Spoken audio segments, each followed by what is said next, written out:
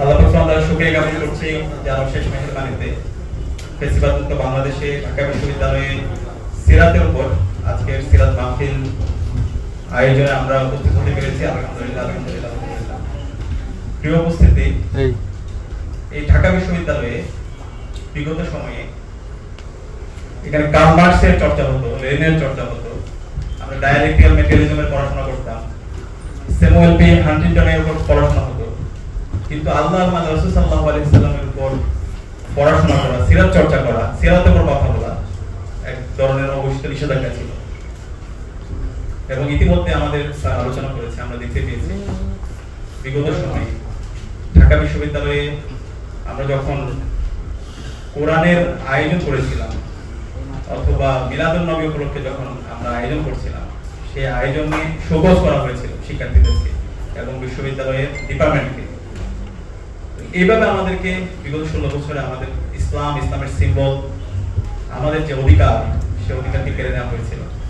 এবং এখানে আমাদের উপর সাংস্কৃতিকভাবে আমাদের উপর এক ধরনের কালচারাল হেজিমনি, সেটা হচ্ছে কলকাতার যে সংস্কৃতি, সেটা আমাদের উপর চাপিয়ে দেওয়ার চেষ্টা করা হয়েছিল। তো আলহামদুলিল্লাহ, আজকে জুলাই বিপ্লবের মাধ্যমে আমরা আজাদী পেয়েছি। আজকে আমরা স্বাধীনভাবে কথা বলতে পারছি। দেশের মুসলমানরা তারা আজাদী পেয়েছে এবং সকল মানুষ আজাদী পেয়েছে। সকল মানুষ মন প্রাণ খুলে কথা বলতে পারছে এবং আমরা ইসলামের কথাগুলো বলতে পারছি। আজকে আমরা শহীদদের শ্রদ্ধার সাথে স্মরণ করছি। আল্লাহ পাক সকল শহীদদের জান্নাতুল ফেরদৌসে মেহমান হিসেবে কবুল করুন। আল্লাহুম্মা আমিন। আমরা যদি আল্লাহ রাসূল সাল্লাল্লাহু আলাইহি ওয়াসাল্লামের সিরাত পড়ি, রাসূল সাল্লাল্লাহু আলাইহি ওয়াসাল্লামের সিরাতের মধ্যে আমাদের সবকিছু আছে।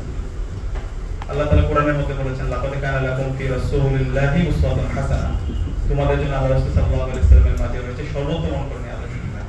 আমাদের ব্যক্তিগত জীবন, সমাজ জীবন, রাষ্ট্রীয় জীবন, সব জীবন, প্রত্যেকটা কথা আল্লাহ রাসূল সাল্লাল্লাহু আলাইহি ওয়াসাল্লামের জীবনীর মধ্যে আমরা খুঁজে পাই। আমরা যদি আল্লাহ রাসূল সাল্লাল্লাহু আলাইহি ওয়াসাল্লামের জীবনী দেখি, তিনি সবচেয়ে বেশি ফোকাস করেছেন জ্ঞান অর্জনের প্রতি। রাসূল সাল্লাল্লাহু আলাইহি ওয়াসাল্লামের উপর যখন ওহী নাযিল হয়, প্রথম যে ওহী নাযিল হয় সেটা হচ্ছে ইকরা, সূরা আলাকের প্রথম পাঁচায়, পড়ো তোমার প্রভু আমি যিনি তোমাকে সৃষ্টি করেছেন। এবং আমরা দেখতে পাই ইসলামের ইতিহাসে যে প্রথম যুদ্ধ, বদরের যুদ্ধ, সেই বদরের যুদ্ধে যে বন্দীদেরকে রাখা হয়েছিল, বন্দীদেরকে যখন মুক্তি দেওয়া হয়, যারা মুসলমানদেরকে, যে সমস্ত বন্দীরা শিক্ষা দিচ্ছিল, তাদেরকে সবার আগে মুক্তি দেওয়া হয়। এবং আমরা যে দোয়া পড়ি, আল্লাহ রাসূল সাল্লাল্লাহু আলাইহি ওয়াসাল্লাম আমাদেরকে যে দোয়া শিখিয়েছেন, সেই দোয়ার মধ্যে আমরা যদি একটি দোয়া সবসময় পড়ি, আল্লাহুম্মা ইন্নী আসআলুকা ইলমান নাফিআ ওয়া রিজকান তাইয়্যিবা ওয়া আমালান মুতাকাব্বালা। আমাদেরকে এমন দোয়া শিখিয়ে গেছেন যে এলমটা মানুষের উপকারের কারণ হয়। তো আমরা যারা বিশ্ববিদ্যালয়ের শিক্ষার্থী আছে, এখান থেকে আমাদের অনেক বড় শিক্ষা আছে। আমরা যে পড়াশোনা করছি, আমরা যে ঢাকা বিশ্ববিদ্যালয়ে পড়াশোনা করছি, আল্লাহ তাআলা আমাদেরকে এত বড় একটা প্রতিষ্ঠানে পড়াশোনার সুযোগ করে দিয়েছে। আমাদের এই এলম, আমাদের এই জ্ঞান অর্জন যেন সমাজের কল্যাণের কারণ হয়, উপকারী জ্ঞান। আমরা দেখতে পাই আমরা অনেকে শিক্ষিত হয়ে অনেক বড় বড় জায়গায় যাই, কিন্তু আমাদের এই এলমটা মানুষের উপকারের কারণ হয় না, মানুষের অভিশাপের কারণ হয়। এখান থেকে শিক্ষা হচ্ছে আমরা যে জ্ঞান অর্জন করবো, আমরা সবাই চাকরি বাকরি করবো, সবাই বিভিন্ন পজিশনে যাব, কিন্তু আমাদের নিয়মটা যেন সহি থাকে। আমি যে পজিশনে যাই না কেন, সেই পজিশনে গিয়ে যেন আমি সমাজের সোর্স অফ বেনিফিটের কারণ হই, কল্যাণের কারণ হই, আমার মাধ্যমে কোনো যেন অকল্যাণ না হয়। সেই ধরনের শিক্ষা আল্লাহ রাসূল সাল্লাল্লাহু আলাইহি ওয়াসাল্লামের সিরাত থেকে আমরা পাই।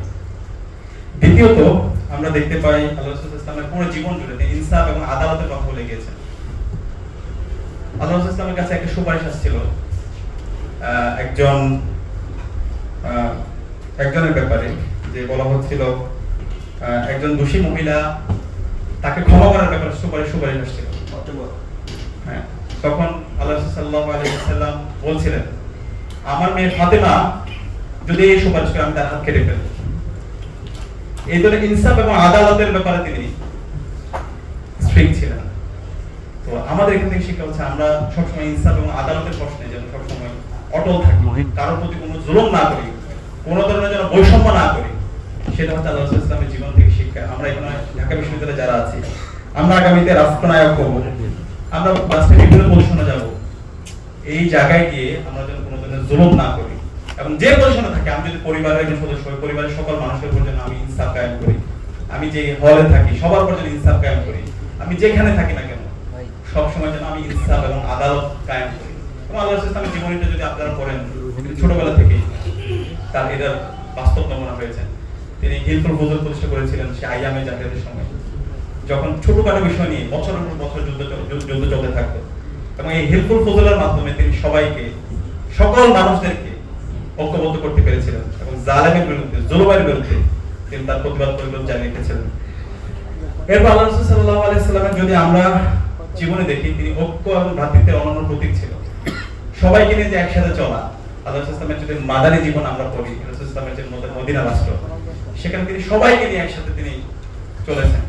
এবং ঐক্য এবং ভ্রাতৃত্ব, যারা হিজরত করেছিল মুহাজির এবং ওখানে যারা আনসার ছিল, তারা সবাই একসাথে কিভাবে কাজ করা যায়, একসাথে কিভাবে রাষ্ট্র নির্মাণ করা যায়, এবং ওখানে যারা ইহুদি ছিল, যারা খ্রিস্টান ছিল, সবাইকে নিয়ে একসাথে কিভাবে কাজ করা যায়, এবং মদিনা সনদের মধ্যে আমরা তার অনন্য দৃষ্টান্ত স্থাপন করেছেন। এর পাশাপাশি আমরা যদি আল্লাহ রাসূল সাল্লাল্লাহু আলাইহি ওয়াসাল্লামের নেতৃত্ব দেখি, তার যে নেতৃত্বের প্রভাব, তিনি শুধু কথা বলেন নাই, তার কাজের মাধ্যমে তিনি বাস্তবায়ন করেছেন। আমরা জানি হুদায়বিয়ার সন্ধি, আমরা দেখেছি খাইবারের যুদ্ধ, আমরা দেখেছি খন্দকের যুদ্ধ। সেই খন্দকের যুদ্ধ আল্লাহ রাসূল সাল্লাল্লাহু আলাইহি ওয়াসাল্লাম যখন সাহাবীরা পরীক্ষা খনন করছিলেন, তিনি নিজেই নেমে পরীক্ষা খনন করেছিলেন। তিনি যে কথা বলেছেন সেটা তিনি তার কাজের মাধ্যমে সেটা বাস্তবায়ন তিনি দেখিয়েছেন।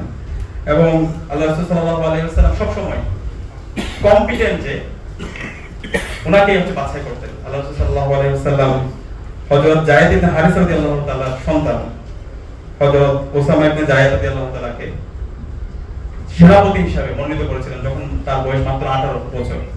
তো সবচেয়ে কম্পিটেন্ট লোকটাকে তিনি বাছাই করেছেন। এই জায়গায় আমরা যেন সবসময় ইনসাফ কায়েম করি, আমরা যেন সবসময় কম্পিটেন্ট লোকদেরকে বাছাই করি, এটা হচ্ছে আল্লাহ রাসূল ইসলামের জীবনে থেকে আমাদের শিক্ষা। এবং আমরা যে কথাগুলো বলি, সেই কথাগুলো যেন আমরা আমাদের কাজের মাধ্যমে আমরা আমাদের তার প্রতিচ্ছবি দেখতে পাই।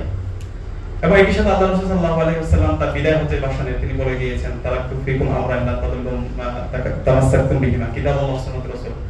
তিনি বলেছিলেন, আমি তোমাদের জন্য দুইটা জিনিস রেখে যাচ্ছি, তোমরা যতদিন পর্যন্ত এই দুইটা জিনিসকে শক্তভাবে আঁকড়ে ধরবে, তোমরা পথভ্রষ্ট হবে না। তা হচ্ছে কিতাবুল্লাহ, একটা হচ্ছে আল্লাহর কিতাব পবিত্র কোরআন, ওয়া সুন্নাতুর রাসূল সাল্লাল্লাহু সুন্নাহ।